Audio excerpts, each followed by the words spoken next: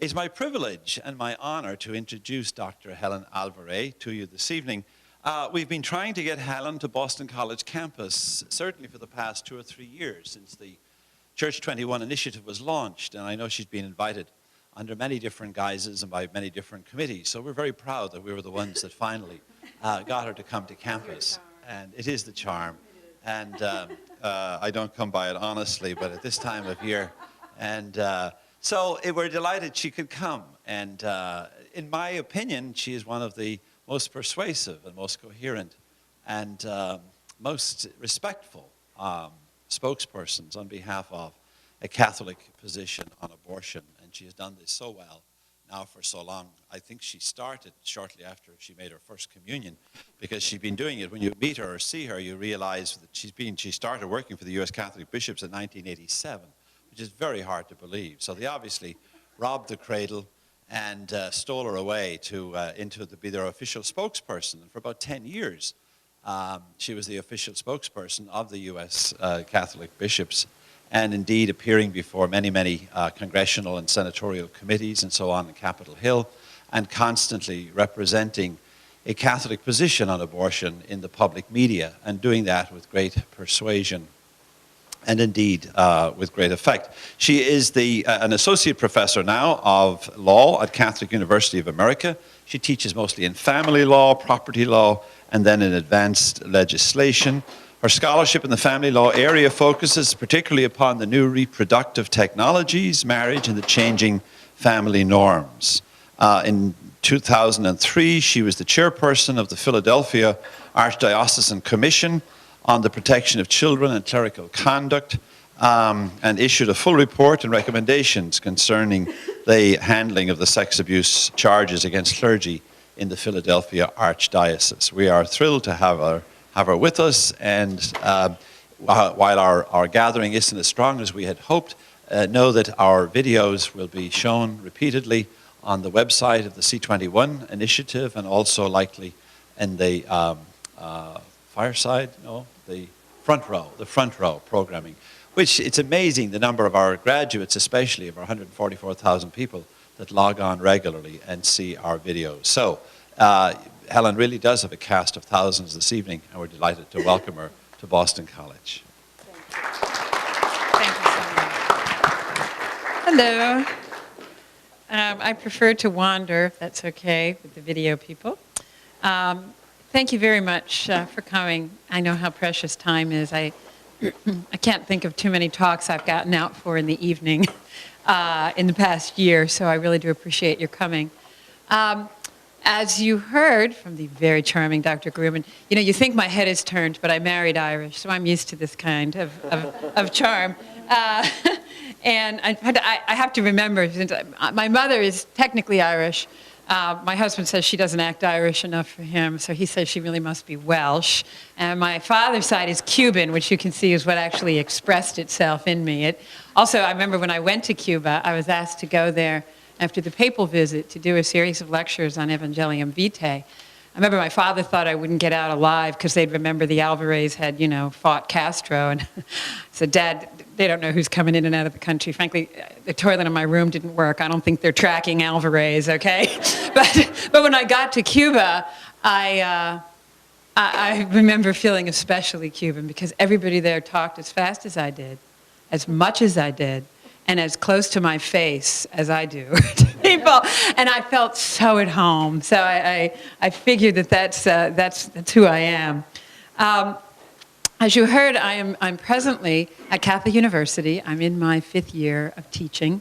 Family law is the near and dear to my heart. The reason for me why academic freedom is such a gift, because I get to pursue things that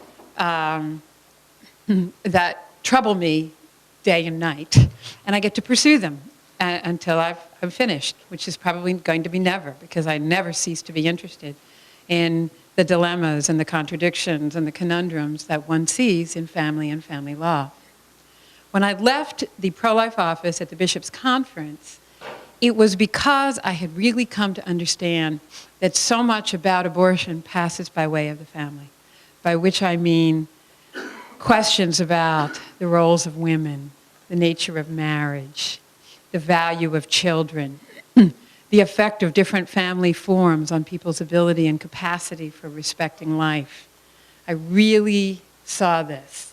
Cardinal Mahoney, who was, I guess, my penultimate chair before I left, had suggested a project that I got working on in the year before I left, and maybe it was 2 years before, where I spent a year interviewing post-aborted women.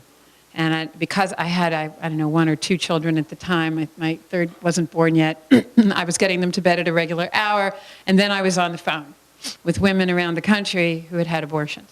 And the more I listened to their stories, the more it triggered this desire to explore family in a broad and deep way, knowing always that the abortion question would be part of that. Now I find what happens is, in my writing about family, I can't get away from the abortion paradigm. It is so dominant what abortion has wrought in the law and in the culture as both cause and effect in the study of family law and in the changing culture of the family, that I find just what I suspected, that I'm coming back to it. And so I never really am able to leave speaking about it, excuse me, or writing about it when I'm writing about marriage or cohabitation or new reproductive technologies. So here's what I hope to do tonight. The introductory part, which those of you who are experienced in the pro-life movement will find that you know this, so I won't spend too much time on it, is to lay out for you abortion in the United States and the church's position on it. What is it that they're reacting to? I mean, abortion, we talk about it as an issue. I mean, even when I was doing it full time, I thought the news was saturated. It's amazing how often the news came back to it.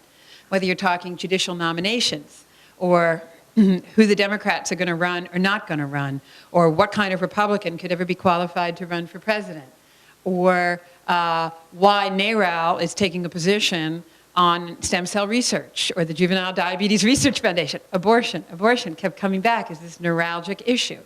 So we need to talk about what's going on in the United States in this area. What's the law? What's the practice out there? Then talk about the church's position on it. And indeed, the church has occupied a unique place in the conversation about abortion. I try to explain this to my students in my legislation course. In that course, while we study the classic legislative texts, the legal texts, we also write legislation. And I always choose to write on a topic that interests me. Did I say I loved academic freedom? And this year, it's stem cells. And the church keeps popping up in their research. And they keep saying, why do we keep seeing the Catholic Church? And I'll say, well, for the same reason you keep seeing them in abortion, because in this issue, questions about faith and reason keep cycling back. And the church in the United States is particularly expert, and they even call themselves this in Vatican II and at various UN conferences, particularly expert, particularly open to scientific, empirical expertise on these types of topics. The church's prominence in this has redounded in different ways, sometimes to its benefit and sometimes to its detriment, but it has played a unique role. So what's the church's response to abortion in America? What's its arguments?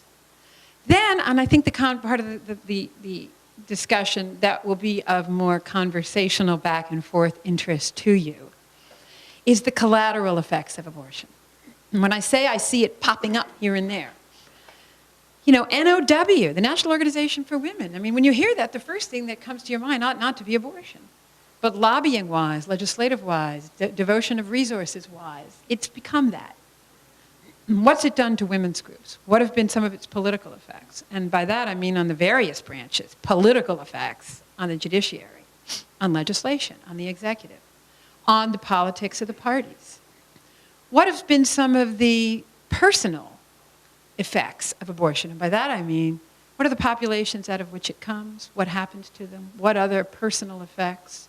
Family form, marriage, premarital sex, cohabitation, education, income are related to abortion. So I want to talk about some of its collateral effects. Some you know, some might be kind of surprising. And talk about why this is so. And then talk, I think, about some reasons for hope with some cynicism. I live in Washington. Parties can talk all they want about all the good things they're going to do, and in the end, it moves very slowly, and sometimes not at all. But I still think there are some grounds for hope right now in both political parties. And I want to talk about those at the end. So that's the agenda for this evening. Let me lay out first the facts of abortion in the United States. And when I talk about the law, it's not because I think the law is the most important thing. I think the most important thing is what goes on, in the home of a particular woman who has decided on an abortion, in the clinic, and after the fact, and the collateral effects of that. But it is a fact in the United States that the law on abortion is closely correlated with the practice. That the opening wide of the doors to legal abortion is correlated with the dramatic rise in the numbers, along with a talking about abortion in terms of rights and an essential part of women's freedom and so forth. So you do need to talk about the law. Let me start with that, because then we'll talk about the numbers and so forth. It may come as a surprise to many of you that abortion was, even though in the 1960s there were some states allowing abortion more than they had before, it had been mostly illegal since about the mid-19th century, when the medical community was more informed about the events of fertilization and conception and decided that this was a time to step in and say, no, now we know more about the origins of human life and it ought to be protected from the beginning. Took until the 1960s, but there was, and they tried to associate themselves with the civil rights and feminist movements of the time, illegitimately in my mind, of course, this changing of abortion laws in some states. What is not well known is that while there was a changing, right prior to Roe versus Wade, there was a backlash against more open, more permissive abortion laws. And in states like New York, where the legislature did one thing, the people turned around and reacted and said, no, we don't want as much abortion as you've put in. And the momentum really was on the side of the protection of human life. It really was. Along comes the Supreme Court in Roe versus Wade and says that based upon an earlier Supreme Court case, Griswold versus Connecticut, which had found a constitutional right in married persons to have access to contraception. Based upon Eisenstadt v. Baird, which was the case that said, listen, the right to have contraception isn't something that's inherent in couples. It's in an individual, and an individual's right to make personal kinds of decisions. And these kinds of personal decisions have constitutional protection. Where? Can anybody find it in the Constitution? Well, in what is called the Due Process Clause of the 14th Amendment, which on its face looks like it protects fair process in court, but has been interpreted to have a substantive quality, such that certain rights that are not announced, particularly in the Bill of Rights or elsewhere, might still be found in the Constitution if the court decides that ordered liberty cannot be had without them. It's a very vague standard, and it depends upon the personalities on the court and the times, what they find in there. And at this time, they found a right of privacy to cover individual people's decisions about what they called whether to bear or beget a child. Boom, they extended to abortion in Roe versus Wade. Some believe, the arguments in Roe were actually held before the arguments in Eisenstadt v. Baird, and there are some who, I think correctly, but also cynically, believe that Eisenstadt v. Baird was deliberately issued first to provide the appearance of a chain of reasoning to lead to Roe versus Wade, the right of the individual to make decisions, which had not been present in the Griswold case. It was a couples-based thing. Roe versus Wade is widely regarded as having allowed abortion for 3 months. That is not at all the case. In fact, the court said that even in the last trimester, states may not prohibit abortion if it is for a woman's life or health. And then in Roe's companion case, Doe, they say health includes all factors: physical, psychological, familial, or the woman's age relevant to the well-being of the patient. Okay? That's where all of the abortions come in case you're wondering. I remember so many times in the 80s and the 90s sitting down with reporters and going through the case because they didn't believe me, you know, and saying, this is when I loved reporters, when they would sit down and go, look, I'm going to read this case with you. I'm like, great, you know, you said you wanted balance, and you're sitting reading this case with me. And I always took that opportunity. So Roe is all abortions at all times. And interestingly, just to confirm that, Catherine Colbert, who was the general counsel of Planned Parenthood during the time I was at the Bishops' Conference, and we were writing the Supreme Court brief, the amicus brief, in another abortion decision, the Casey decision, Pennsylvania had passed a law banning sex selection abortions. And we thought, you know, I worked with Governor Casey at the time, and when we drafted that provision, we said to ourselves, what are they going to say? It's well known that when abortions are had for sex selection, they're aborting girls. So what's Planned Parenthood going to say? They said nothing. They didn't challenge it. But then in a footnote in their reply brief, confirming what I've just said about Roe, Catherine Colbert, who was also a Cornell Law graduate, by the way, we just graduated a couple years apart from each other, and we really got along on a personal level, but she put in that footnote in the reply brief, Roe versus Wade, the law for Roe is broad enough to cover sex selection abortions, even in the third trimester. It was there, but it was hidden. So that wasn't the type of thing that was likely to make it into the media. She said it covers these as well as it covers any other abortion. And then I think a president of Planned Parenthood, not like a co-president at the time, wrote a letter to, I want to say it was the New Republic, saying the same thing. She said, you know, what's the option? If you can't have abortions for sex selection, well, you have to have a child of the sex you don't want. And that's as much a part of the abortion liberty to have such abortions as any other. So, I mean, Roe really is that broad, okay?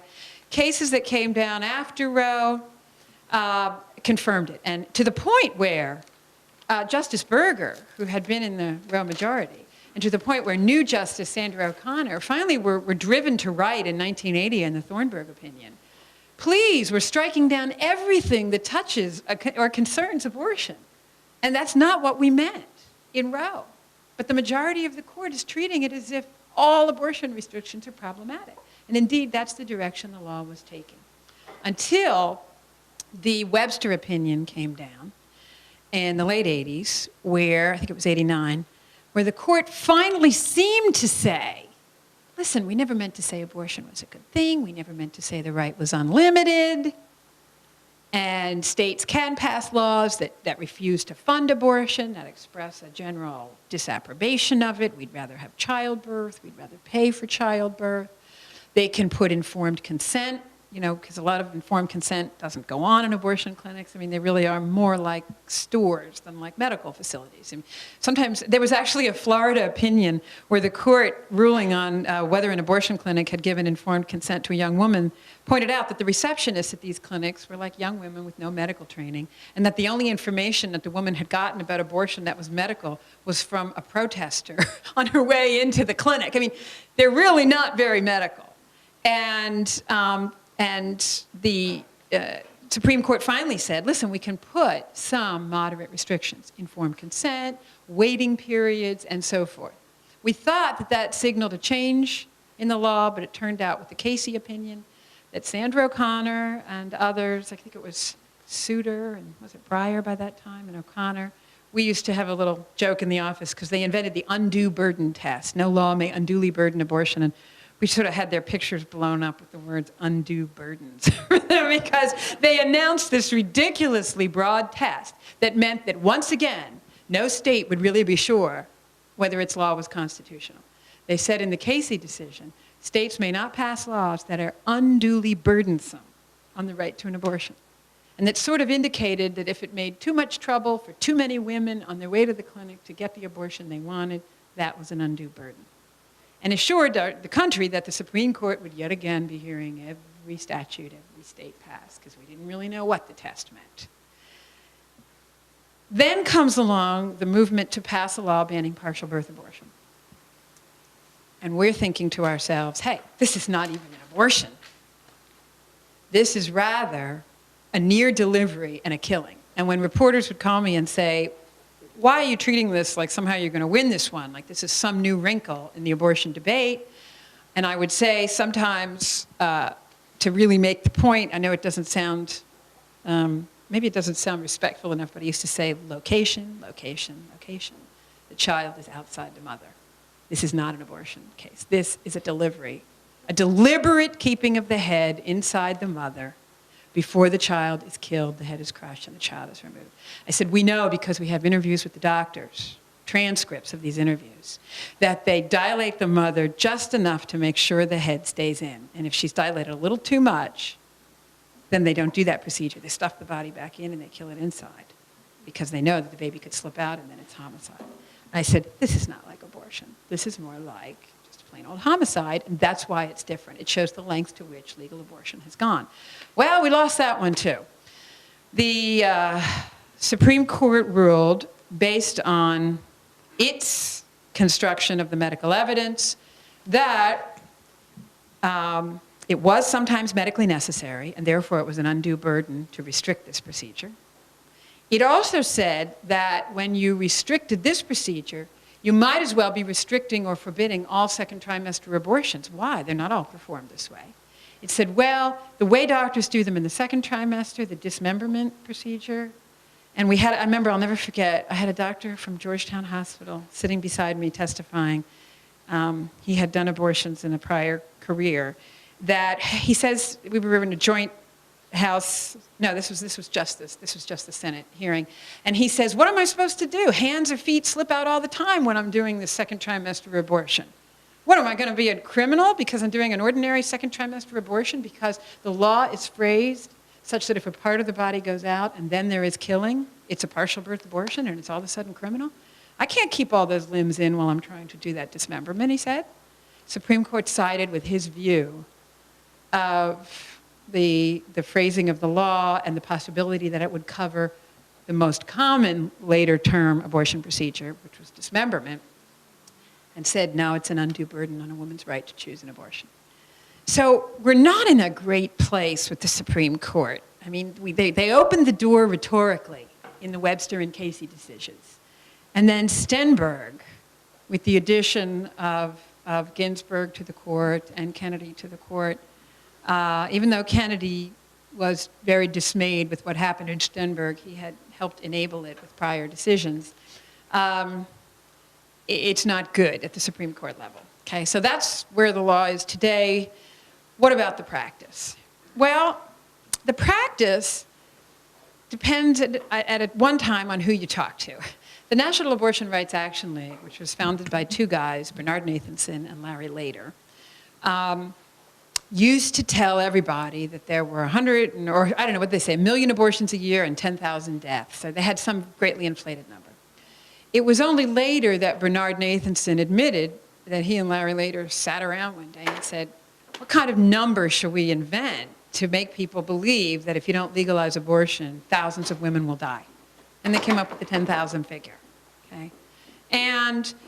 But if you look at the Centers for Disease Control statistics, if you look at even their discussion of it, if you look at Planned Parenthood's research affiliate, the Alan Guttmacher Institute's discussion of it, even they will admit that there were a lot fewer abortions before it was wide open in Roe versus Wade, before Roe forbade the states, really, from stopping any of them, than there were after Roe versus Wade.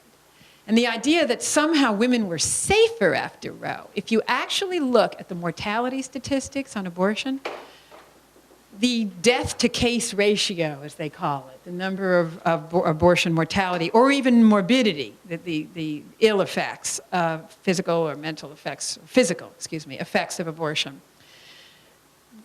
The numbers of those actually declined far more rapidly between the 40s and the 70s than they've declined since. Why? Well, because abortion's mortality and morbidity is really related to the use of antibiotics during the procedure.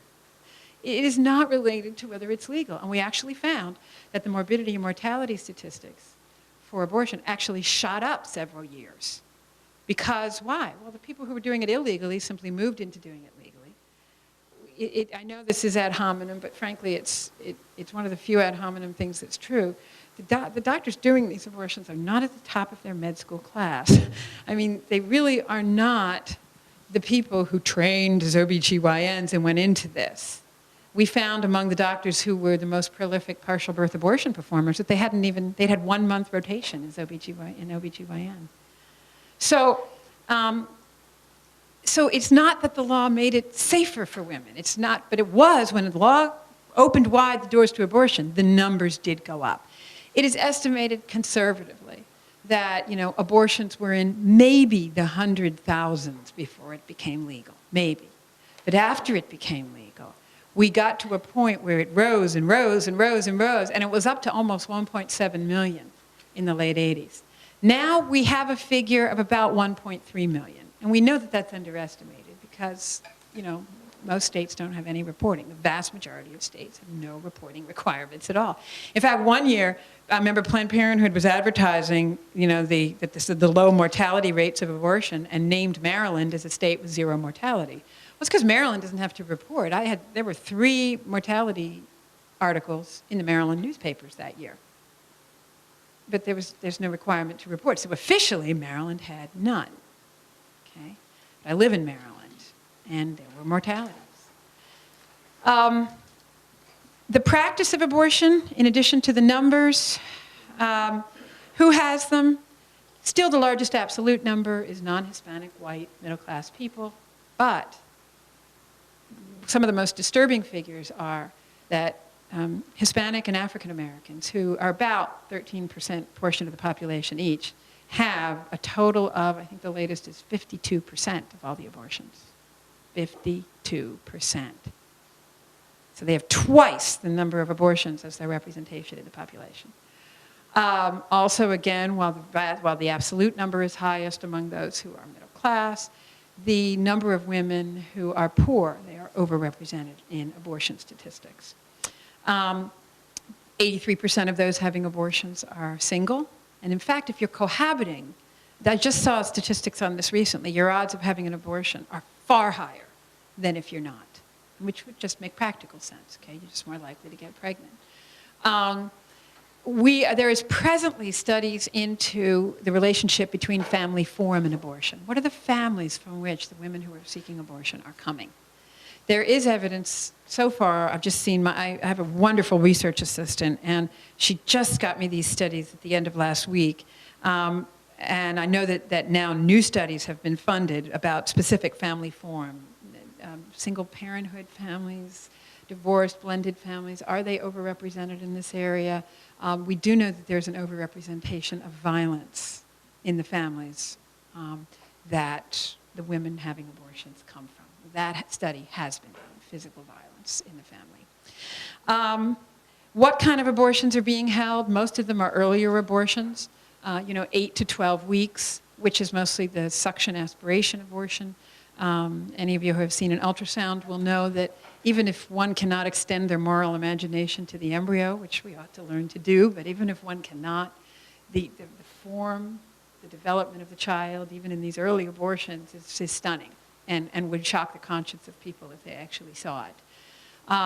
The approximately 10% of the abortions that are second and third trimester are either this dismemberment procedure that I told you about. They call it a dilation and evacuation, evacuating the child part by part. Then there's also the killing by putting a poison basically in the child's heart. They used to do more saline abortions and basically burn or asphyxiate the skin of the child that way, but they're dangerous for everybody, and there's fewer of those. And now partial birth abortion has entered the scene. We don't know exactly how many they are. We don't know exactly, but the ideas that NARAL first put forward, that there were a few hundred, or they were only done to extract already dead children, no. The doctors who did them came forward and said otherwise.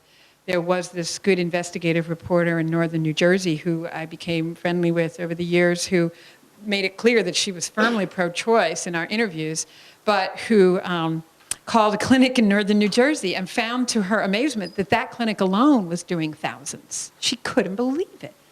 And she had confirmation from 2 different doctors, and she ended up coming out against the procedure, eventually in an editorial.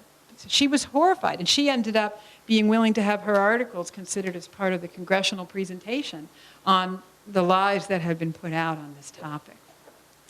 Let me see, I've talked about WHO, mostly younger women, you know, under 25 is a big group of abortions, although the numbers of teens have gone down some.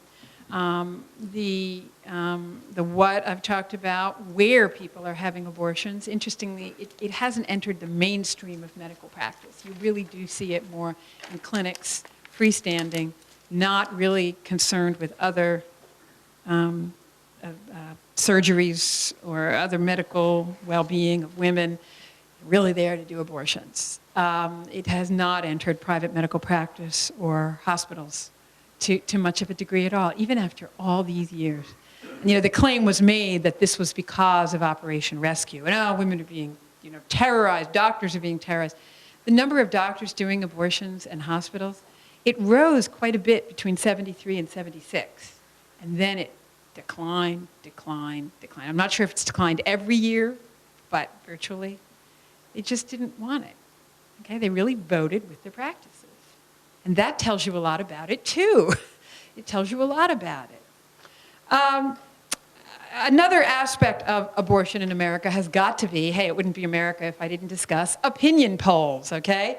One thing I really was proud of, among many things about the pro-life office at the Bishops' Conference, is that we commissioned what I call straight shooting polls. We really didn't go out there and say, here's a picture of an abortion, what do you think of it? I mean, we didn't say, you know, how badly do you believe abortion is murder? We simply said, we asked the question, under what circumstances do you think abortion is moral? Under what circumstances do you think abortion is legal? Or should be legal, excuse me. And we got straightforward answers. And it's very telling because they eventually, a lot of other polling places went along with these kinds of questions. We had hired Worthland Polling initially to do vast polling on this.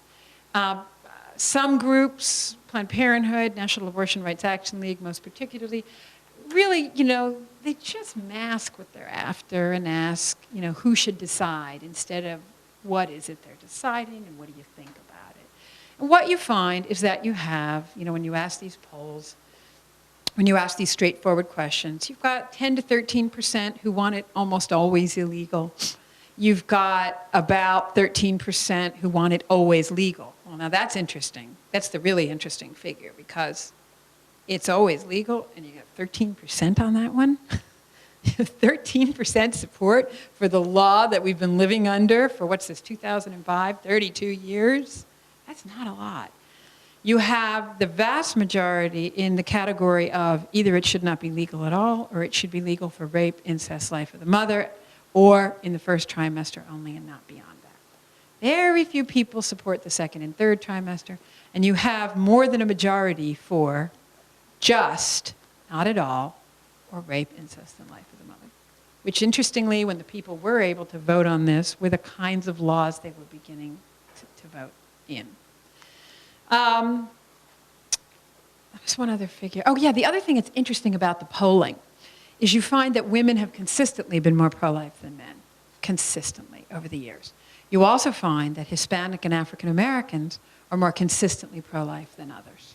And that the magazine Demography a couple years ago, you know, did a brief piece and said, how is it that the same people who are having the disproportionate number of abortions are the people who disapprove of them the most?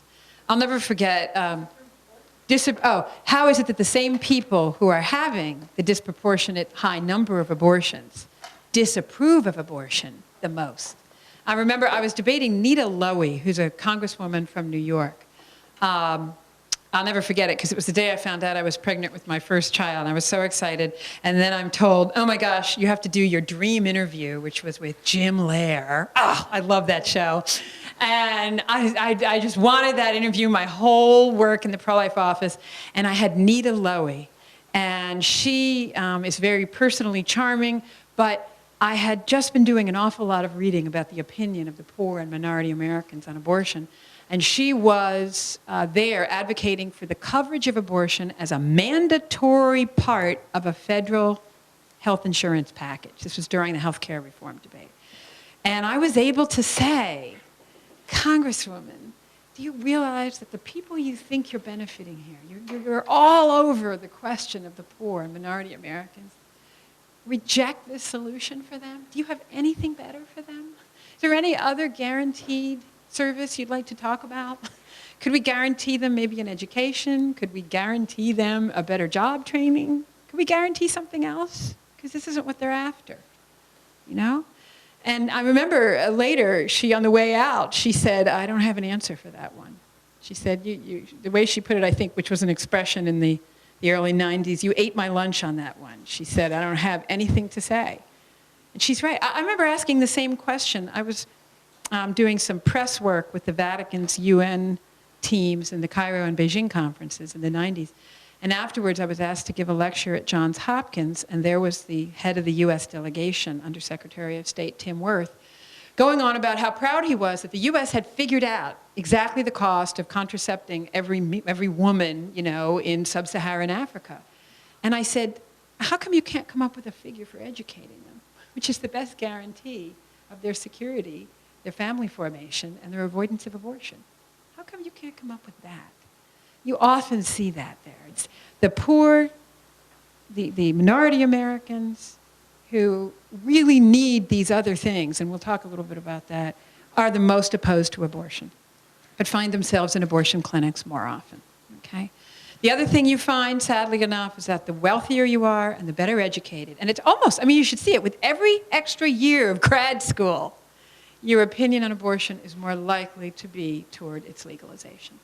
I mean, it's really, I see that with my wonderful students, but the idea that I could be their professor, that I could actually be in a position of, you know, some intellectual job and be pro-life is an absolute violation of everything they've come to believe. They think that, you know, either I'm not smart at all, and that the reason they don't understand property or family law has nothing to do with the fact that it's hard and I can understand it, or that I just have a blind spot. It's Catholic fides, not ratio. You know, they just don't understand it. You really see this in higher education. All right, so that's sort of, I've painted a very broad picture of the situation that we're talking about. What is the church's response? Respect life. Respect life. And at the origins of respect for life is the first command, do no harm, do not kill. That when we are confronted with what is human and alive, that our first obligation is respect for life. And of course that goes the rock bottom, the minimal aspect of that is not to harm the other, is not to kill.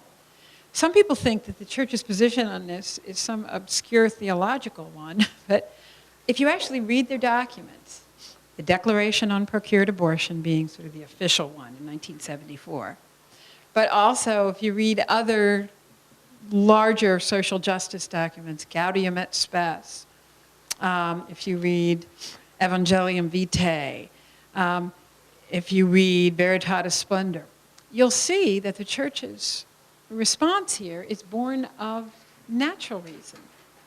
I mean, the first document, the Declaration on Procured Abortion, says we're not taking the position we do because we have a position precisely on when the soul of a human person, you know, is placed in that person, when the person is ensouled. They speak rather, if you look at that document, of the scientific evidence of, and which is ever more being confirmed. I could say an awful lot about the new reproductive technologies and the difficulties they've created for children and families, but one of the things I can say is that it has helped make the contradiction clear between life and abortion. You cannot at the same time be celebrating a doctor's ability to take, you know, a man, this was on television not too many years ago, who had 2 living sperm and somehow make an embryo out of that. You cannot have that celebration. And the genetic developments that we have in the news every day, and at the same time, speak of abortion quite the same way. Okay? And the Vatican documents are, they are open arms to science. Open arms. Saying, we know. You know, it's the belief and reason and reason and belief in a circle in action. We know this is true, and we're sure that when you empirically research it, it will confirm it. It's Christian hope, but it's turned out to be right. And the emerging evidence about the formation of the human person is confirming the uniqueness, the turning point that is the moment of conception. To those who say the church is, I mean, there's so many objections to the church's position. Let me try and do them briefly. Number one, you're guys. You're celibate. What do you know? That is an unreasoned objection. It does not speak at all to the substance. It doesn't speak to women's, to say, you know, anecdotally, but also I think this could be empirically true, grassroots leadership in the pro-life movement over the years, to women's opinion on the topic, to our knowledge.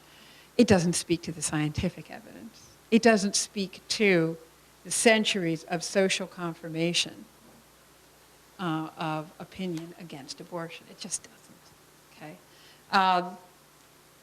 The other objection, this has to do with some sort of hatred of sex, or closely related to that is a hatred of women and women's sexual freedom.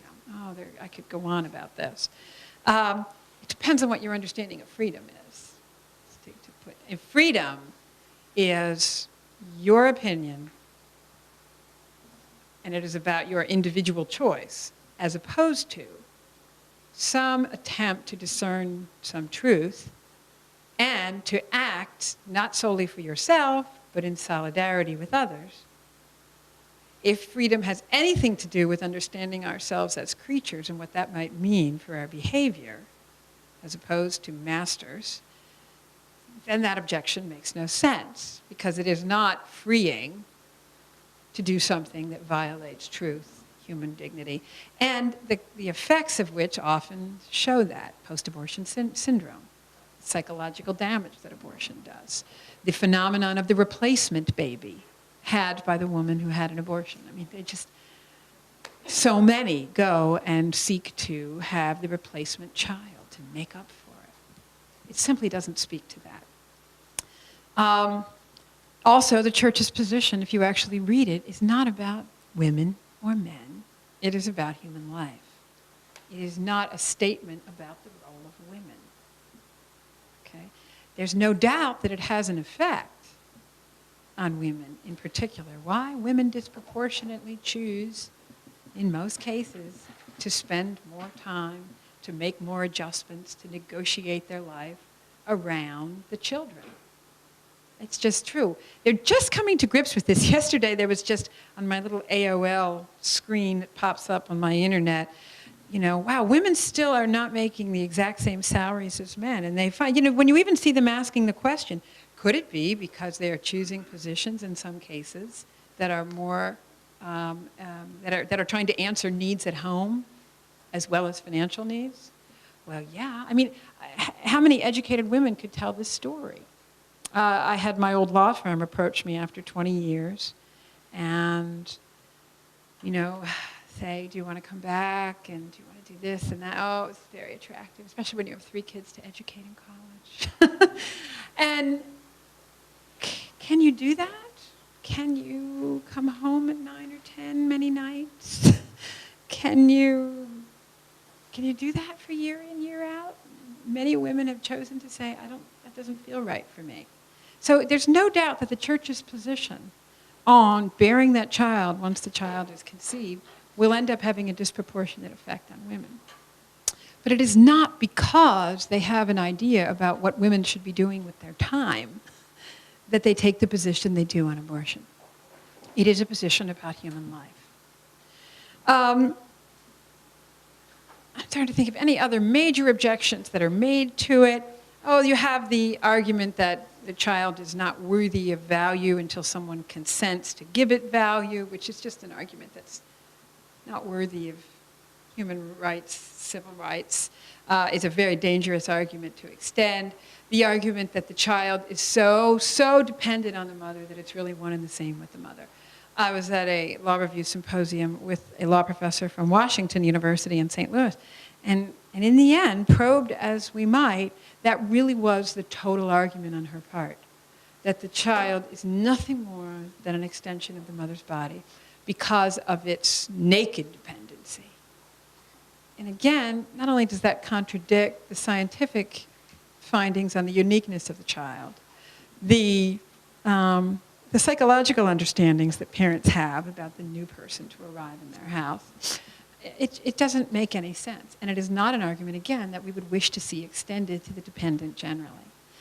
So the church has persisted, and it has become a lightning rod in this area very much. Sometimes we are at least given the credit for being willing to take our licks. Other times we are dismissed, again, as celibate or male or sexist or sex haters. We used to joke about this woman in my office who's one of my dearest friends in the world, Teresa Notare. She is running our NFP program. That we used to say, Teresa, it's a call, come in, it's about sex. Just yell no, and then we'll hang up, okay? You know? And we got to calling her No Sex Notare, because that was the caricature about our office, you know? And it honestly, I mean, I think Andrew Greeley's studies about the sexual lives of Catholic families, the church's discussion of it, the church's discussion of marriage and family and human sexuality, it's one of the last dignified, romantic places where you can go and talk about sex. And I will give you an example to show you the distinction. Planned Parenthood puts out this morning after pill so that if you have unprotected sexual intercourse, that this pill will make sure you don't get pregnant. And there was an article about it where the woman who was interviewed in the health section of the Washington Post actually gave her name. I found that really interesting. And Susie X says, oh my goodness, I was with my boyfriend, we had sex, I woke up in the morning, I realized the condom had broken. So I leapt out of bed, I got on the internet, and I immediately contacted Planned Parenthood. Oh, we were happy again. It was such a relief. I felt so good again. And I pinned that up on my office door with the headline above it, Isn't it romantic? I mean, oh my goodness, this is your love life? You know, hop on the internet, run to Planned Parenthood. If you look at the church documents on married love, on mutual self-giving, and if you, I've just been reading and writing about Gaudium et Spes on its 40th anniversary. And if you look at the language about mutuality of mind and heart, and the meaning of the physical union, and the significance of the children, it is one of the last places romantic love is still alive, I'm telling you. And the church, I think, is coming to realize its bounty here, and probably led by lay people, will probably do even more in this area in the future. But this objection to the church on the grounds of its supposedly, no sex policy is simply not accurate, either in the literature or in the practice of Catholic families. Let me talk now a bit about the collateral effects of abortion, and then really I will stop and we'll talk about any of these things. Let me just grab some water. Or if anybody wants to say anything right now before I get into that, I'd be happy to. Okay. You're dying to hear about the collateral effects. I can see that. Okay. Here are some things that ought to be considered as associated with abortion in the United States. As I've been reading in family law, and particularly as I've been reading about the federal government's desire to put money and energy behind marriage promotion, I've begun thinking about the connectivity between family form, stable marriages and family, and the host of other social issues that they believe they're trying to solve. Now, truth be told, there's probably some altruism, but there's a lot of, wow, if people were married, they would really get off the welfare lines. I mean, there's a lot of that thinking going on. It is the fact that single-parent families are vastly overrepresented as recipients of temporary assistance to needy families, okay, the TANF, the new name for federal welfare programs. And what they're trying to do is, with millions and millions of federal dollars, sometimes through faith-based initiatives, sometimes through secular initiatives like community marriage projects, to help prepare people better for marriage and to help them while they're married, teach them communication skills, in the form of some laws, covenant marriage laws, some proposals in the state of Georgia and elsewhere to actually slow down divorce for people who have children, just have some more mandatory conciliation, a little longer waiting period. You have a lot of efforts now to keep marriage stable. Frankly, I think a place that it's lacking is, the single most robust predictors of divorce in terms of premarital behaviors are cohabitation and premarital sex with other partners. That's a tough one to get at, especially since we've gotten rid of most of our laws in that area. But I just think some more thinking needs to be done on how we might do that without violating privacy guarantees. In any event, it turns out that in the United States today, family form, and we used to think it was just single-parent family situation, but it turns out in the latest study that just came out at the end of last year, so it's just a couple months ago, that it's not just single-parent families, it's cohabiting families, including cohabiting families where the parents are the biological parents of the child there. Blended families, okay?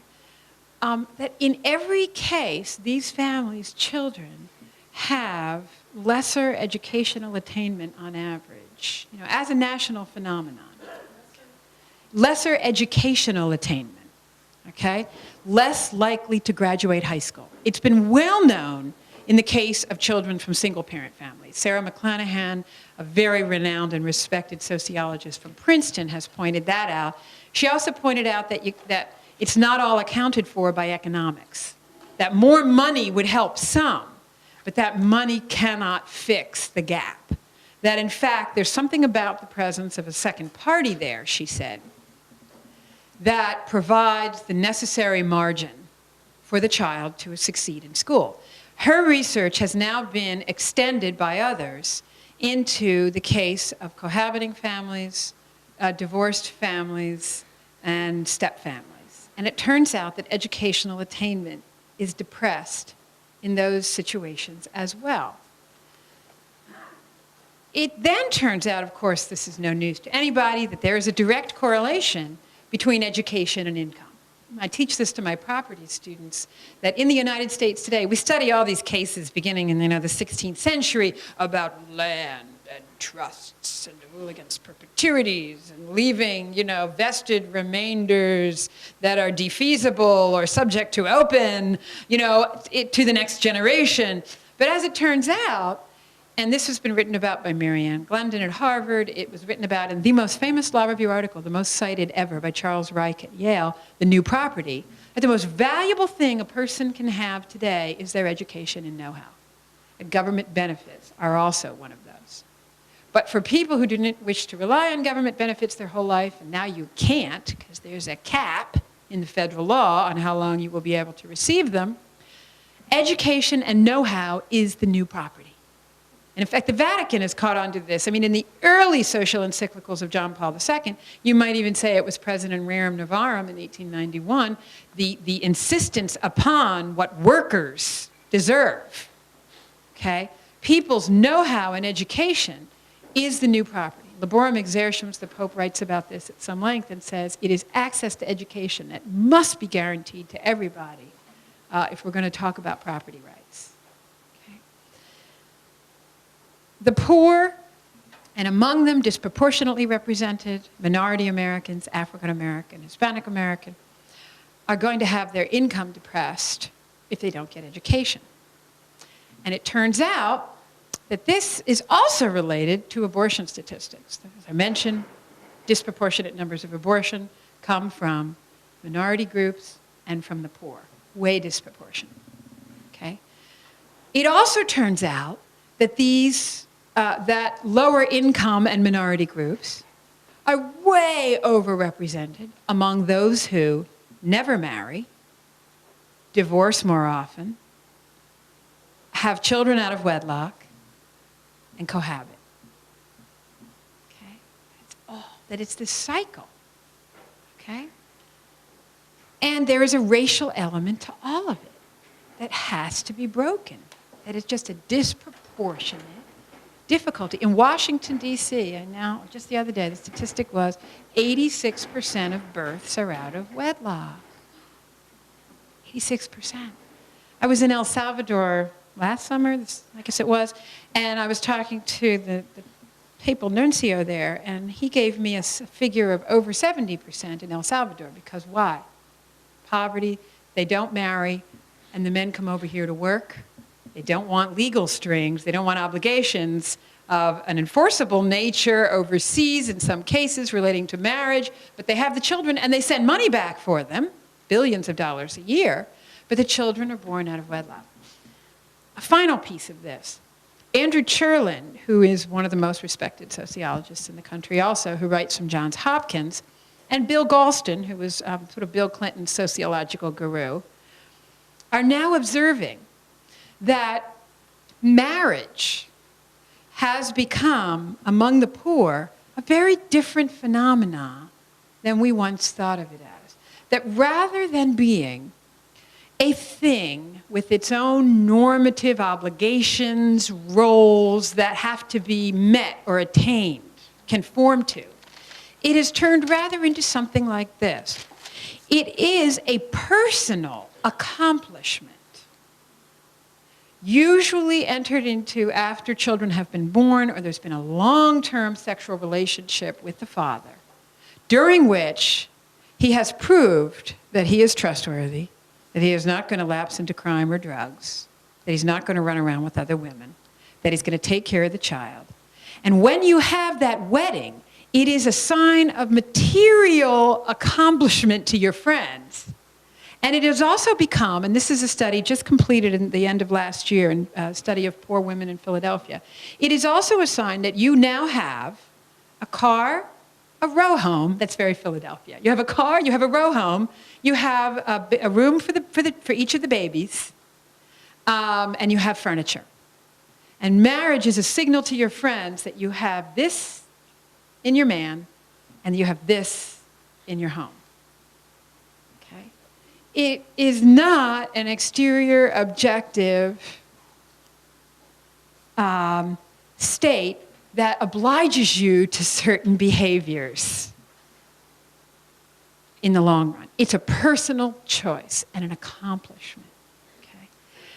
It seems to me that abortion is getting tied up with all of this, providing, coming from the same groups that are having these other difficulties, leads me to think that if we could intervene at any of these points, educationally, job know-how, income, marital and family, ideas about marriage and the family that are different, that we might also make a break in the numbers of abortions. We might also, interestingly, we also might make a big break in the number of divorces. It turns out, you know how you keep hearing the abortion or the divorce rate is about 40% or a little 47%? It turns out that the rate among middle-class whites has declined and declined and declined during the 80s. That percentage is because poor and minority Americans' rates are going up and up and up. White middle-class people since 1985 have been relatively stable. I want to say it's like 25% divorce rate. You don't hear that.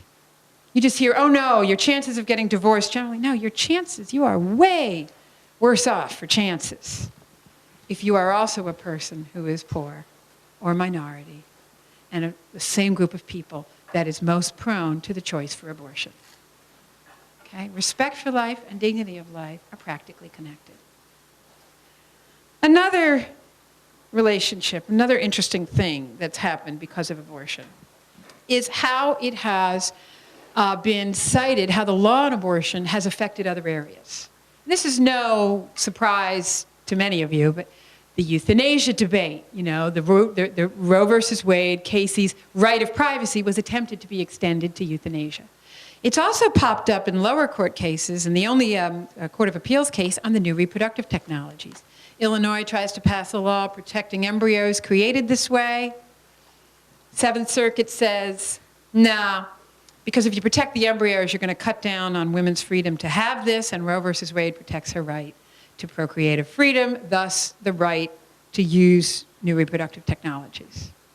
A federal district court in Virginia has found that Roe versus Wade protects single couples' right to have sex, unmarried sex with anybody, Doe versus dueling. You see it in the Lawrence v. Texas. Private decisions. And what could be more private, than sexual relations, including homosexual relations, they're constitutionally protected. So we started with Griswold and marriage, and now we're into other groups, because it's an individual, important, private, intimate choice. Okay? So we've seen the legal effects of Roe. The Supreme Court tacks on it every once in a while. In Cruzan, in the Supreme Court case, it refused to do what lower courts had done and actually say there is a constitutional right to take your own life or to have someone else kill you. So it tacked a bit there, and it sort of said, we're not going to be the super legislature on abortion laws, or on euthanasia laws like we got to be on abortion. We're just not going there. But then they tacked the other direction with Lawrence v. Texas.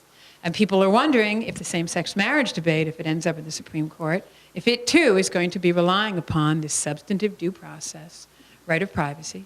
Maybe it'll rely on equal protection like Massachusetts did in your own state constitution. But people are, the arguments that are being made by, and this is an area that I'm such an idiot, I'm a moth to a flame that I am writing in at this point. The arguments that are being made are, that the right of privacy, just as it protects the right to marry whoever you please, protects it in the case of a same-sex marriage as well. So Roe has had legal effects. And who could gainsay that it's had political effects? What it has done to the Democratic and Republican parties is fascinating. I was at a conference last week on progressive pro-life legislation. We were making proposals.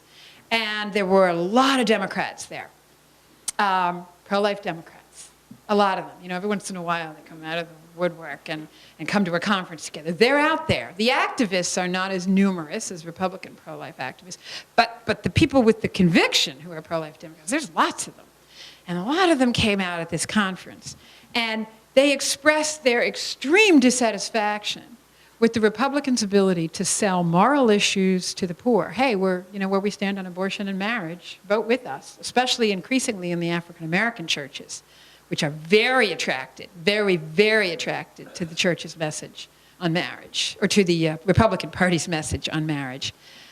And the Democrats are saying, and then they get the wealthy people by making certain messages on taxes and on ownership society. And they said, if we could forward a candidate who had traditional positions on life and marriage and would appeal to the poor in particular, or even to the middle class, regarding their economic solidarity and the need for the country and for individuals to be in economic solidarity with one another, we'd have a winning ticket. But for years, the Democrats would not field a pro-life candidate. It was basically forbidden.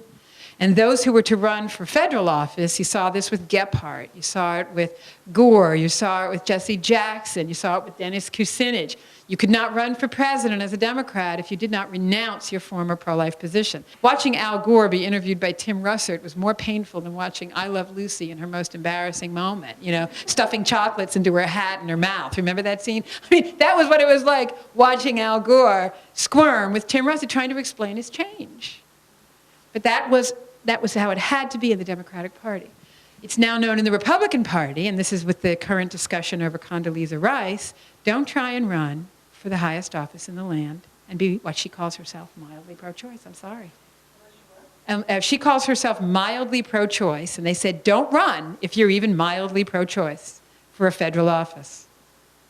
Don't. For the presidential position. Don't do it.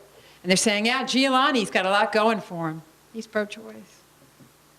We don't think he can ever. So in the Republican Party, it's had that effect as well. They have allowed Republicans on the local level to take either side of the question. But they have not allowed it at the presidential level. It has thus had an effect on religious membership in the Republican Party. And people who practice their faith, not just people who say, I'm of this religion or that, but people who actually say to a pollster, I go to services X times a month, are moving into the Republican Party. The number of atheists, the atheists or unchurched who voted for Kerry versus those who voted for Bush and the number of religious who voted for Bush versus the number that didn't vote for Kerry is a shocking discrepancy. Evangelicals, I remember the first time the Catholic bishops of the United States ever co-authored a brief with evangelicals. We had the Southern Baptist Convention and the National Association of Evangelicals was in an abortion case. My brother, who is an evangelical, I remember, for the first time we were having conversations about things other than, why Mary is over-worshipped in the Catholic Church, which is the conversation we used to have a lot. And all of a sudden, we had this issue in common. When I go down and visit my brother and go to services at his church, everybody knew me. I saw you on C-SPAN. It was this bond between religious people that was turning into a political force, okay? And it has really shaped the parties to the point where people talk about, fiscal Republicans versus moral Republicans. Now, the Democrats for Life are very much hoping that now there will become a new vocabulary of, pro-life Democrat and all others. Okay, they're really hoping for this. And they see some potential in the current hand-wringing of the Democrats over their losses on these issues and the marriage referenda that all went one way in the last elections. Okay? The other collateral effect you're seeing very much is in the selection of judges for the Supreme Court. Harry Reid and I don't know how many other senators went marching down the steps of the Capitol yesterday afternoon saying, we are going to shut down the government if the Republicans exercise the nuclear option to end filibusters. The Bishops' Conference, for the first time, they do not take positions on individual appointees for offices or in the judiciary, is doing a nationwide campaign, and its only message is, don't filibuster pro-lifers simply because they're pro-life. This is new. The judiciary has become the locus of intense political activity because of abortion. The power of this issue, the way it boomerangs around and affects all the branches of government is simply stunning. You're going to have to watch this year and see, apparently the Democrats have cleared the field for a pro-life Democrat to run for Senate in Rhode Island and Pennsylvania. Governor Casey's son, I think it's Bob Casey or Pat Casey, is going to be running against Rick Santorum, two pro-lifers, because they think that Pennsylvania is that kind of state. And I think it's pronounced Langevin in Rhode Island is going to be running, a pro-life Democrat. And the party is losing its mind. The biggest political PAC in the country, Emily's List, a pro-abortion women's PAC, is going in and defying the Democrats on the ground and trying to raise money for a woman pro-choice candidate to run in Pennsylvania. We're seeing real ferment in the party, a rediscussion of what democratic ideals mean to the Democratic Party. Okay? There are other effects of the abortion issue that are tinier, that are more subtle. I think one thing is we've seen the tolerance of the media for, frankly, some misstatements about highly politicized issues. I think if you talk to an activist in any issue, if you talk to an AIDS research activist, if you talk to an environmental activist, they might all say the same thing, so maybe I'm wrong. But having followed coverage of abortion advocacy groups for many, many years, I can tell you that they repeated stuff from their mouth that was simply didn't pass the straight face test. And that when I came in with my charts and statistics and footnotes, I was still told that I wasn't credible. I did an ad once for the Washington Post on behalf of the church in which I footnoted every single fact. And the Washington Post refused to accept my footnotes. They said, we simply won't print it. Why? Well, we just won't. It looks stupid. I said, you won't print it because you don't want what I'm documenting documented. And they wouldn't. The pro-life movement feels it has to justify every fact. We saw the media accept things from the other side that were incredible on their face, okay? Finally, I think one other collateral effect is its effect on the women's movement.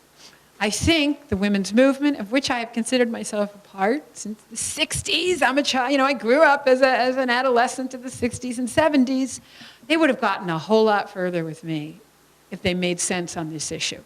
Ms. Magazine did a survey some years ago in which women indicated the number one crisis of their adult life was the balance between doing justice at home and wanting to make a contribution outside the home as well.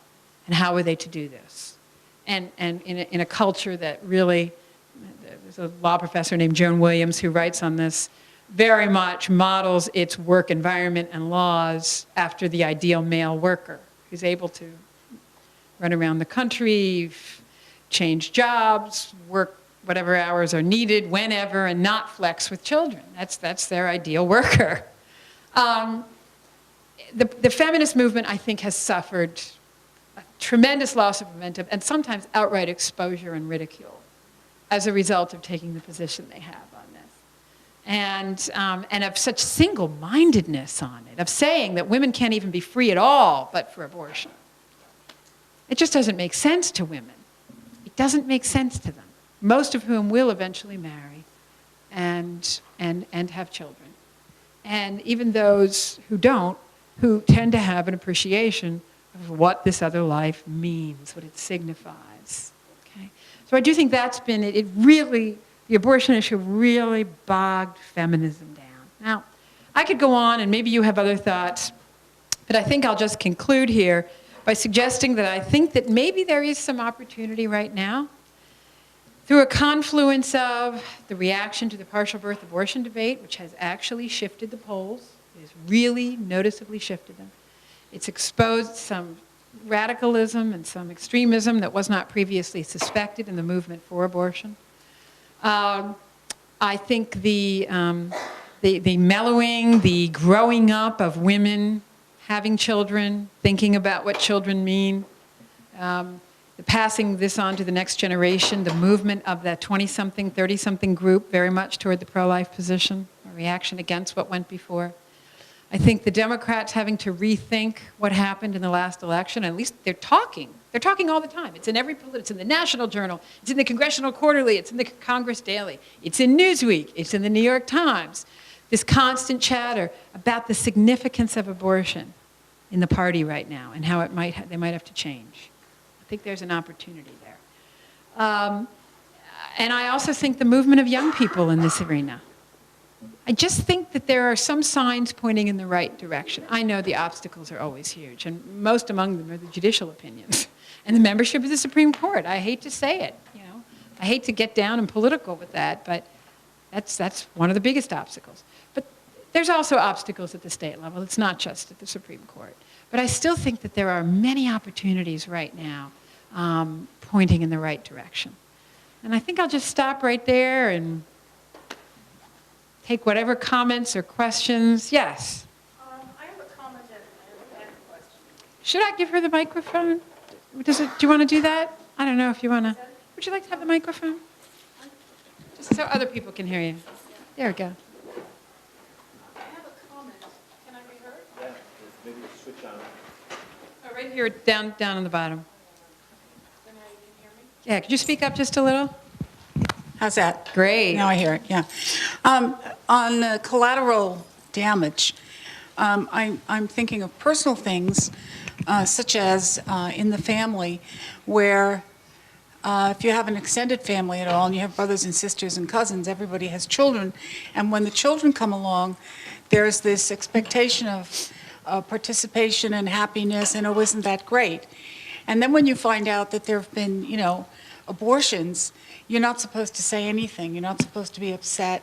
You know, how do you make the distinction as an individual when family members, on the one hand, have children, and then when the abortions come and you find out about them, however you do, and maybe in later in life you find out from a sister or something Right. like that, how do there's no public place for you to mourn. Right. Yeah. That's it. Because you're not supposed to say anything about your sister or your cousin who has an abortion. You Right. just keep your mouth shut and they have to deal with it themselves. But I found that personally to be very difficult. So that's one piece of the corollary damage. And I say that without making any judgment about any of those family members. Right, but it's just, it's a different dynamic about the meaning of a new And family member. It's related, I think, in some way to the reticence. I mean, people are, out there with, these are our rights. And you never hear them talk about the correlative responsibilities. Every right has its relative responsibility or obligation. And you never hear about what that is. And to people who have had abortions, you never hear them talk about it as if it's okay. It's true. Planned Parenthood So- took this tremendous criticism for putting their shirts on women. I had an abortion, and putting them around it's Washington. just It just terrible. was, it was deemed to violate ordinary sensibilities about what abortion means even to the woman who had it. And they really were perceived to be And using if these you've women. not had an abortion, you're a woman who can understand. You make these choices too, because you make the choice to either be married and be active sexually, to have children. So yeah, that's my comment. And Okay. I've never heard anybody address it. Right. My question has to do with, I read Friedman's column in the New York Times yesterday, and he made a case for that Hillary Clinton was doing exactly the right thing. You probably read that too.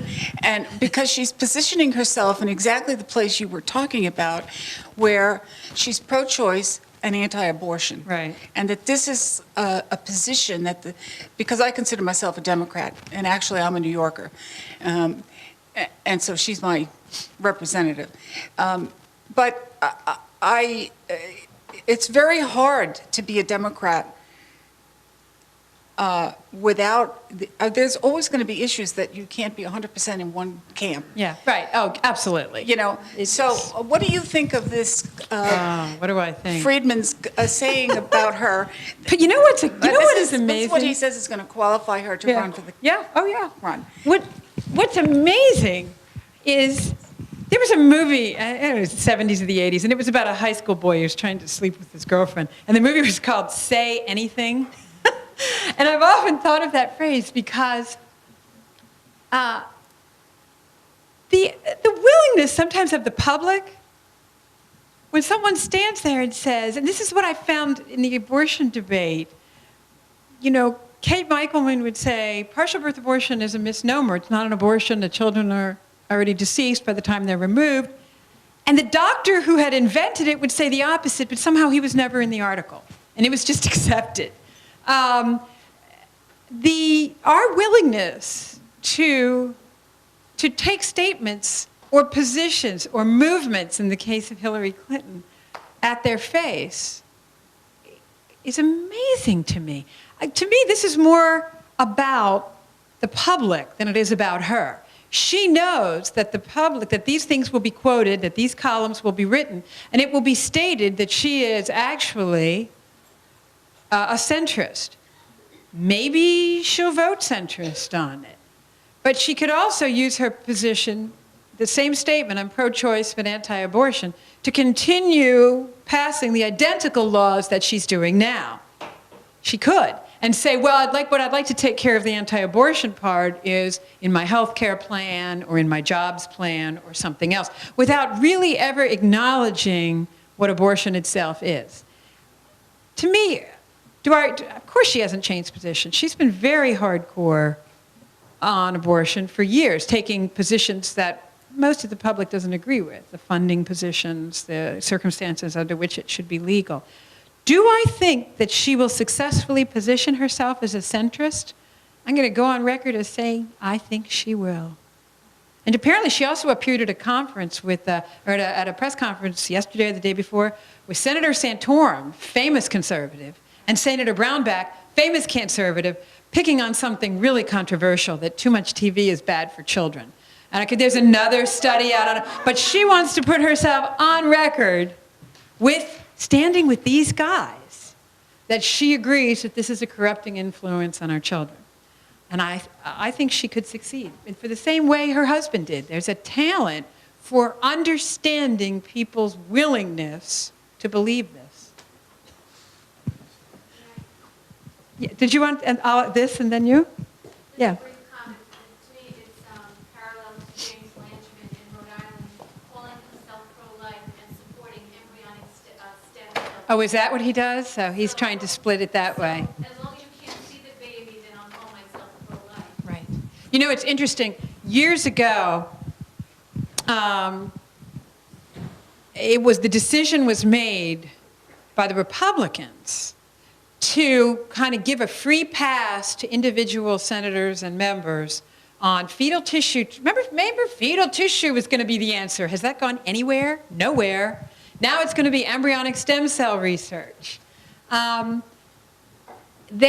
Republicans for a while ago gave free pass to senators, particularly those who said, I have a family member who has Parkinson's, Alzheimer's, juvenile diabetes, to go along with this kind of destructive research. All the things that tug the heart and that emotional. Absolutely. And just FYI on this, the National Journal, which is a really great political journal, did a long story on the Juvenile Diabetes Research Foundation, which, you know, does a brilliant job of tugging the heartstrings for, you know, the end of juvenile diabetes. But the problem right now is that they've put all their eggs into the embryonic stem cell basket.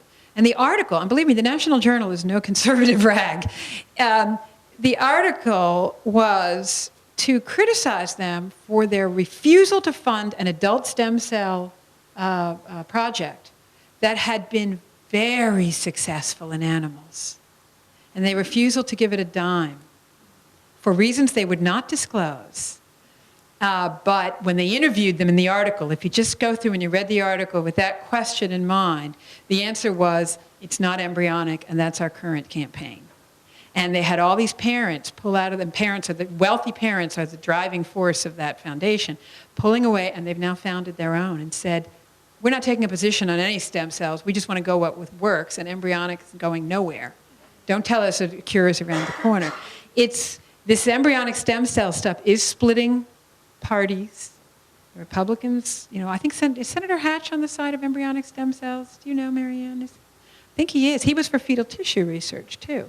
And they're saying, I can get a pass on this one as long as I'm pro-life on abortion. And they're succeeding.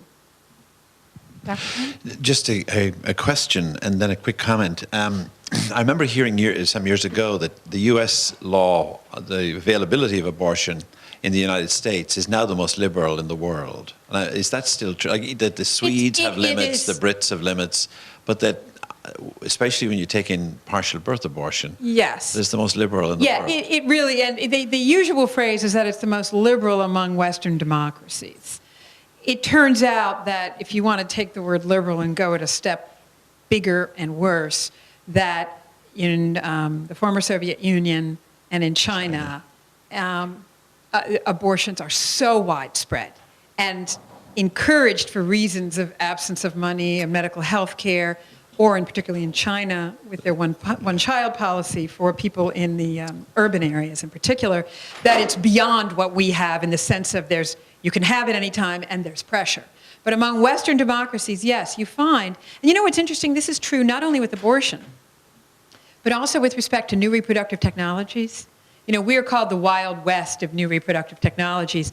You have countries now refusing to allow embryos to be frozen, which of course we allow. We have no laws. I think in New Hampshire you have to be 21 to donate, but I think that's it in terms of donating your eggs. But other than that, we really don't have any limits. France is considering a ban on intracytoplasmic sperm injection, which is now known to have some serious genetic consequences for the child.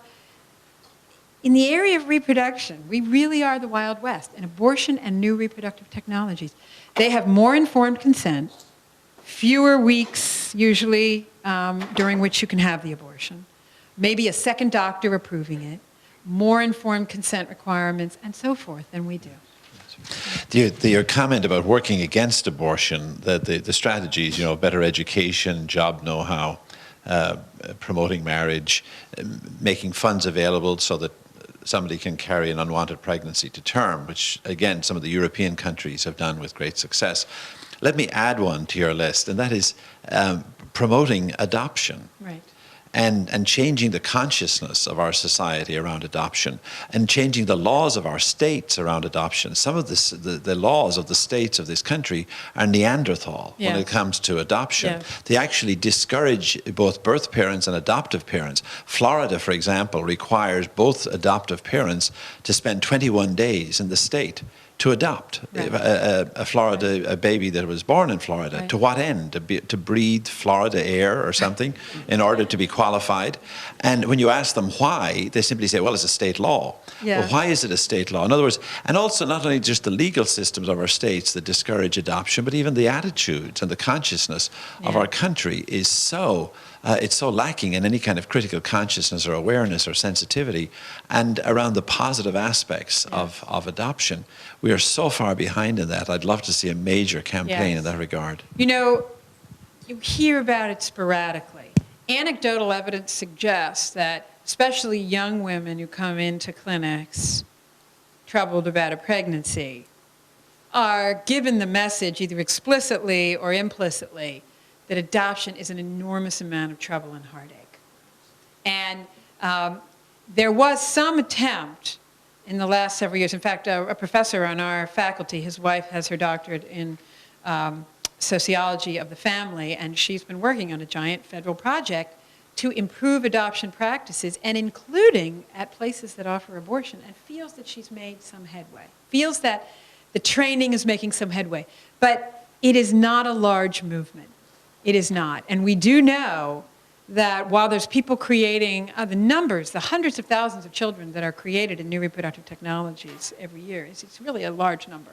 I think it's 1 out of every 100 children now is the statistic on it. I mean, that's a significant number. And partly because so many of them are twins and triplets. You know, it's the largest number of multiples ever in the history, the recorded history of our country from this. But no effort is being made to have more children available for adoption. Part of it, and this is very abortion ethic, is because of the ethic of choice, and it has extended beyond whether I want to have a child or not to what kind of child I'm going to have. I mean, Britain, even though they have that centralized government authority on new reproductive technologies, is allowing designer babies. Columbia Presbyterian Hospital in New York City, you know, you can go and pick the egg and pick the sperm and create and buy that. If you have that idea, it's very hard for the idea of, and if you look at the family law and adoption, they say you don't choose the child. We choose.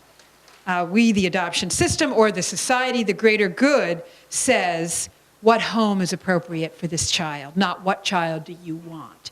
So the whole ethic of the best adoption practice, which is you are chosen, not choosers, is totally contradicted by the prevailing abortion, contraception for teens, new reproductive technologies ethic. It's that, I mean, I remember when I finally, after years of working in the pro-life office, thought, what could you say about what's different about our ethic? Why do we not see eye to eye on any of this? Why do we start in a different place and end in a different place so often? It's the difference between seeing yourself as a chooser, as a master, as one who can decide to love or not, and seeing yourself as chosen to love who's brought into your life, you know, or who needs you. The Good Samaritan ethic of being chosen. In its foundation, that's the ethic we're trying to propose. Abortion is a part of that. Being a good parent is another part of that. Being willing to adopt a child is another part of that. That's the opposite of the whole abortion and reproductive technologies ethic. Yeah, all the way in the back.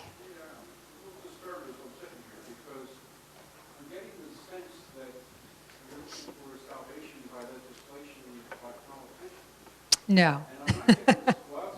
Yeah. And the Catholic bishops and the church itself has not made a case for some people in a very spiritual way. It's like you're trying to control from the outside what you can't propose in terms of meaning and understanding and knowledge from the inside. And it's the wrong way to do it. You know, tell me more about your conclusion that the church hasn't persuaded its people from the inside. No, just tell me what your experience or your observations are, is more, because that's really important. Well, it is the case that he says Catholic women have abortions. True, although Catholic women who practice their faith, a woman who chooses to come to church is dramatically less likely to have one. Women who fill out Catholic on the sheet at the abortion clinic are just as likely as anybody else. But they are disproportionately people who have chosen not to interact with their church in the first place. So you are right, but there is a caveat there, that people who choose to practice their faith actually do choose against abortion far more often. But That makes sense. But I still think in the area of education, we fall far short. And the area of trying to coerce people from external legislation, we're very strong on that. And then I think we get involved in politics in ways I think is sometimes shameful between Republicans and Democrats. I think we're in bed with people, and there's nothing happening in the bed. no, you know, you're right, especially my closing remarks dwelt very much on political or legislative opportunities. You're right.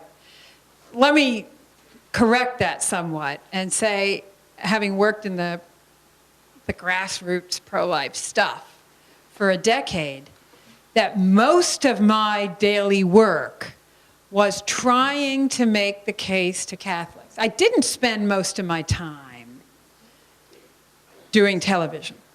Yeah, I did that a couple times a month.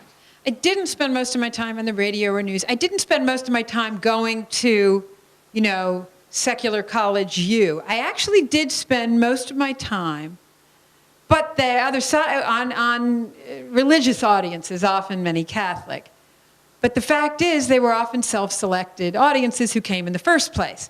Where else do we try and reach Catholics? Well, we try to do stuff in the parishes. We do send a ton of, I think, genuinely good, factually accurate stuff to parishes.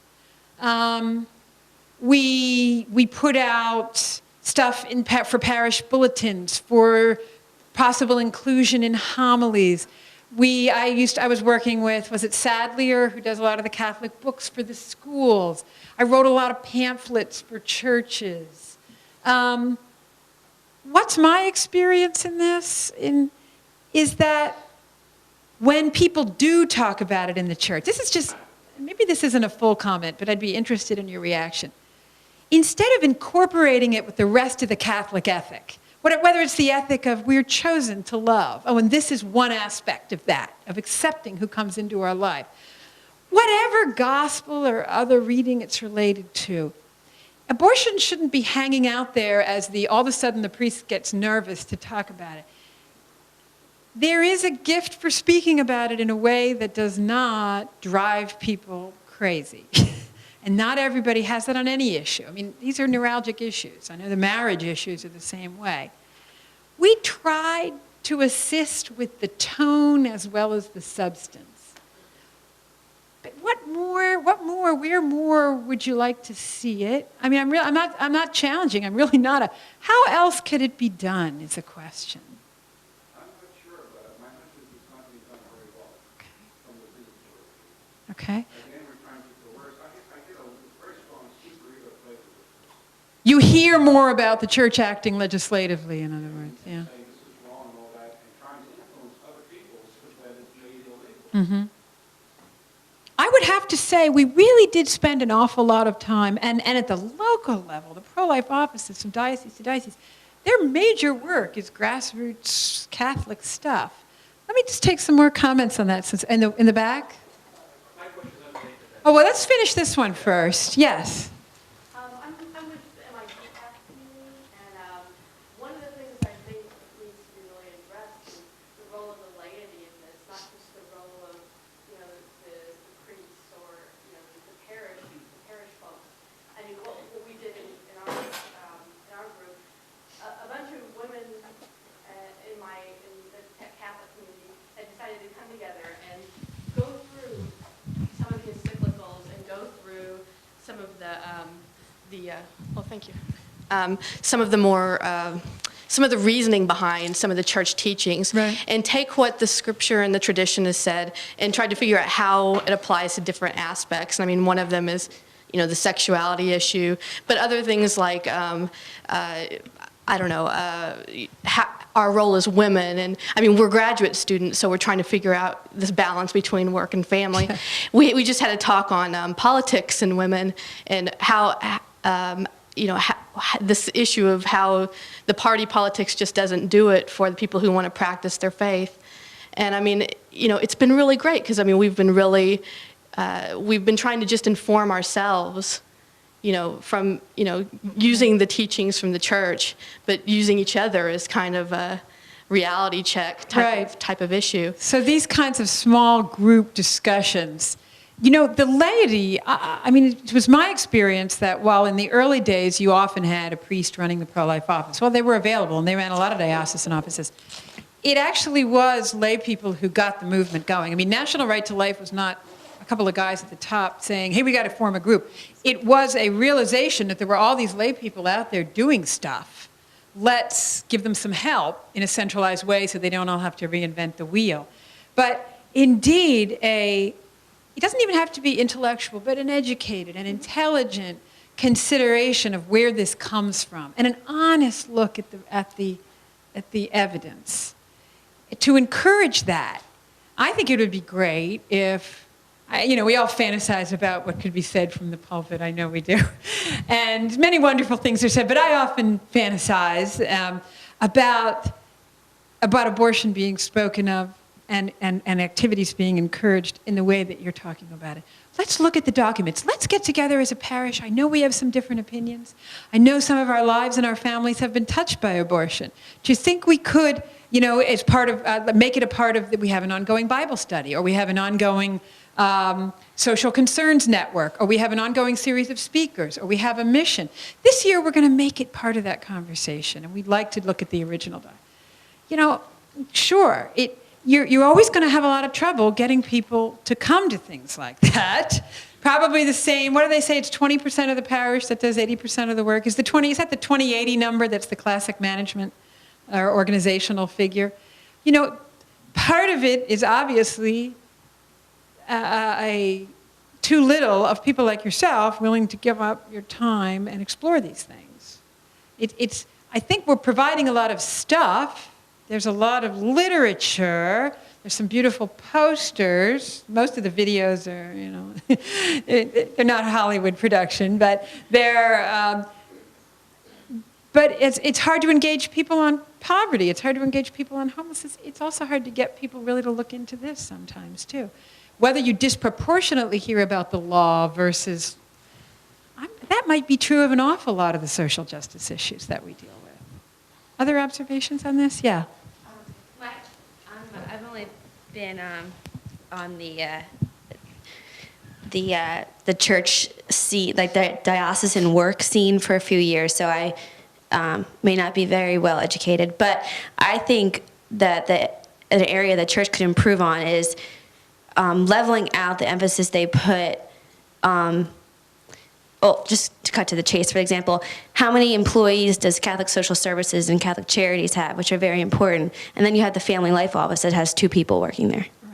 Yeah, it's true. Or 1 person that's paid and 2 volunteers. Mm-hmm. And if the portion is so deeply linked to marriage and the family, then there's this.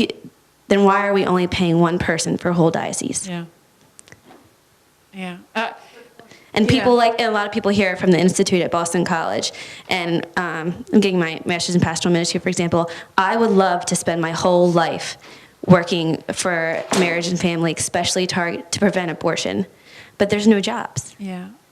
So if that's just a huge area, I mean, maybe the church doesn't have any money, but why don't people would love to do it if there were jobs, I think. I have met so many people. I mean, people used to say to me all the time, I want your job. Where are the rest of the jobs like that? And even what I do now, I mean, again, this is the gift of being a professor. I write on family law, but I also get to explore this pastorally and practically speaking. How many jobs like this are there? Not enough. Let me tell you one possibility here, though. You know that the Bishop's Committee on Marriage and Family is having this 3-year, what are we calling it, a dialogue, a sort of a town hall type of investigation and hearing on marriage and family. this is definitely something that should be brought up at that level. When John Paul II talks about abortion, he often talks about it as striking at the heart of the family, as it's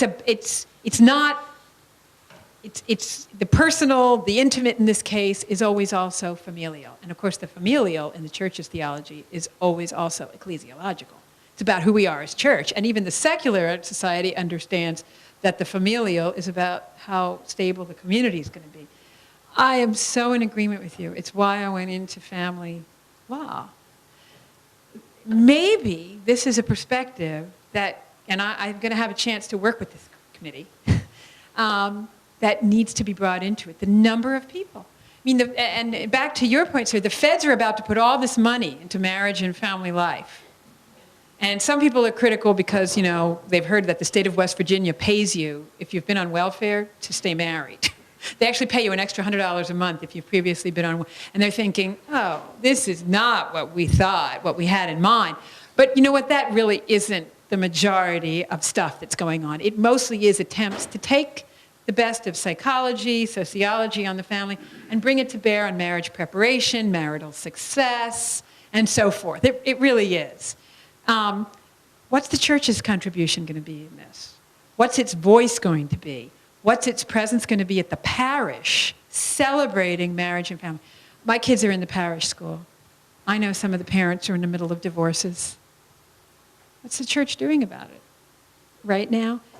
It doesn't have time to do everything, but they could get some of us to do something about it. I would love to be on a committee of people that assisted families in this kind of situation. And we know that people who divorce are much more likely to cohabit before marrying again, which opens up all kinds of difficulties with their later marriage, with the possibility of an unintended pregnancy.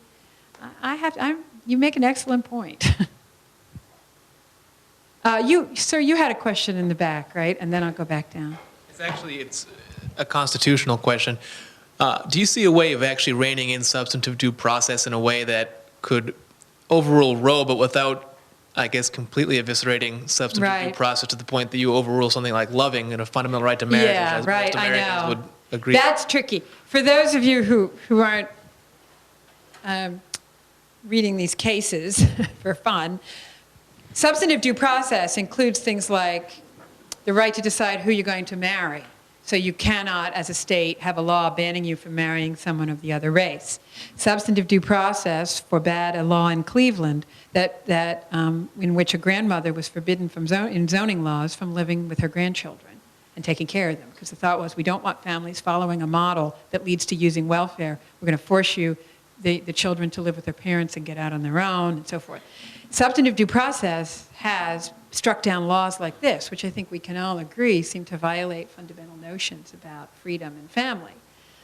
The only suggestion that has been made thus far is Scalia's suggestion, which has really been adopted by Scalia, Rehnquist, and Thomas alone, and not the others, that said, when you go through history and you look for those rights, which we will today give the status of substantive due process constitutional rights, make sure you define the right narrowly, he says. Don't say, I think it was Justice Stevens who said, substantive due process includes the right not to conform.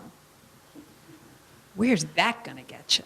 I mean, if that is, that's just insane. You can't be that broad, or the Constitution is totally at the mercy of unelected judges.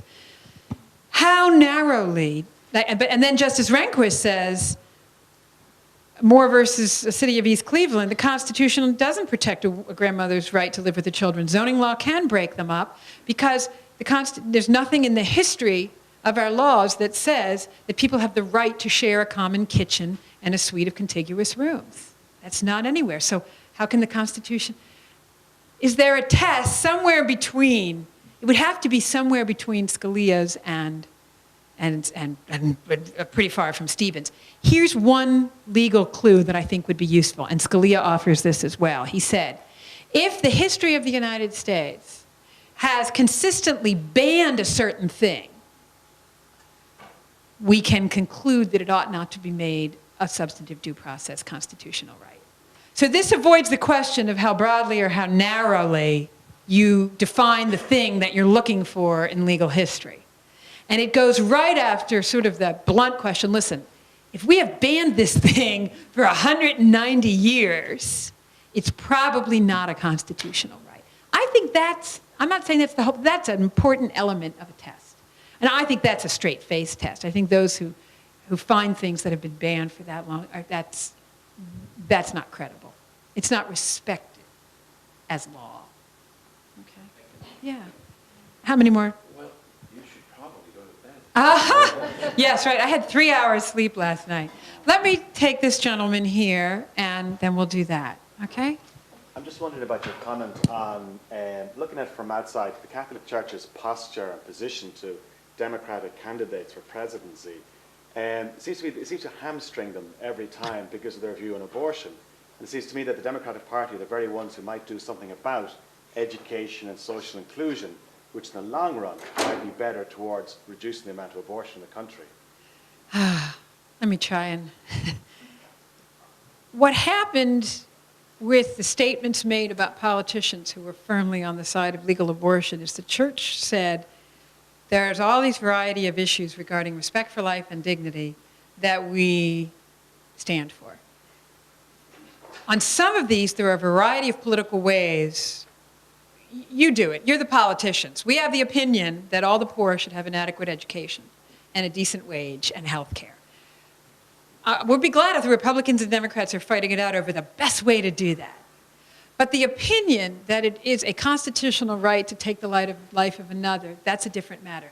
There's not room for prudential judgment there. It's simply, in itself, the support of an evil act, of the destruction of human life. And that is why, because those are not the same type of issues, that they did what they did. I will not comment canonically, because I am incapable, and even the bishops canonically seem to reach different opinions about what was required regarding communion of such politicians. But practically speaking, do I think that those conversations about communion are having a long-run effect to attract people to doing something about abortion? I guess I'd have to fall somewhat on the side of saying no, those conversations are probably not persuasive toward the pro-life opinion. On the other hand, some people will say they didn't move their opinion, but they enabled them to respect the church. I mean, some people feel strong. If some bishops had not spoken in that regard, their feeling would be, it's a scandal. I'm scandalized. And it is even technically, canonically, they'd say, a scandal. Those occur every election. I'm not sure of their net effect on but I do think logically they probably don't actually move people toward a pro-life position. And one cannot make the proportional argument that it is good to vote for somebody who supports killing because maybe they, in the long run, will do things that will make less killing happen. I don't think I could put myself on the side of somebody who just did that. Doesn't mean I'm on the side of whoever their opponent is. It simply means I cannot associate myself with them. And I know that's a long answer, and it's a bit nuanced, but that's the best I can do.